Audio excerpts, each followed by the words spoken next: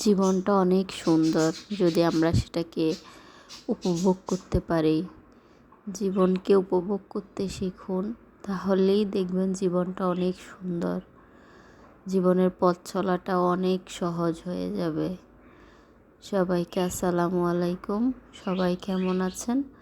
আশা করি সবাই ভালো আছেন। আমরাও আল্লাহর রহমতে ভালো আছি।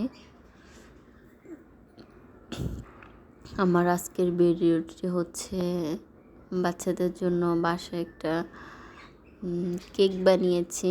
ওই কেক বানানোর ভিডিওটা নিয়েই আজকের ভিডিও।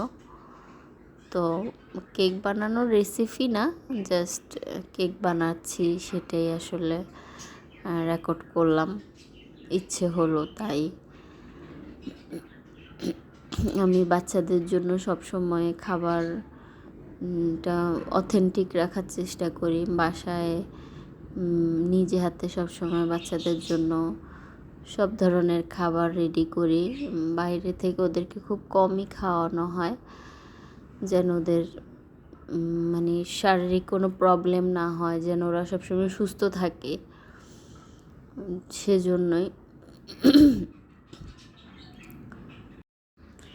জীবনের কথা এই জন্যই প্রথমে বললাম, কারণ আমরা অনেকেই মনে করি কি যে আসলে জীবন নিয়ে আমরা অনেক হতাশ হয়ে যাই। আসলে হতাশ হওয়ার কিছুই নেই।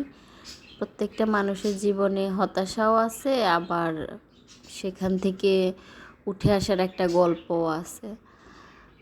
আসলে কারো জীবনে হতাশ হলে চলবে না। প্রত্যেকটা জীবন আল্লাহ ওইভাবেই মানুষকে সৃষ্টি করছে যে যখনই হতাশ আসবে আবার ওই হতাশা থেকে উঠে দাঁড়ানোর জন্য একটা পথ বের করে দিবে। তো জীবন নিয়ে খুশি থাকাই ভালো, আর জীবনকে উপভোগ করার চেষ্টা করতে হয় সব সময়, তাহলেই জীবনটা অনেক সুন্দর হয়। আমরাও আল্লাহর রহমতে ভালো আছি, ভালো থাকবো ইনশাল্লাহ, আল্লাহ যদি ভালো রাখে। আপনারাও সবসময় ভালো থাকবেন, ভালো থাকার চেষ্টা করবেন। চেষ্টার উপরেই সব কিছুই। যদি চেষ্টা করেন তাহলেই ভালো থাকতে পারবেন। সবাই আমাদের জন্য দোয়া করবেন, আমরাও যেন বাচ্চাদেরকে নিয়ে সুস্থ থাকি, ভালো থাকতে পারি। আমিও আপনাদের জন্য দোয়া করি। আল্লাহ হাফেজ।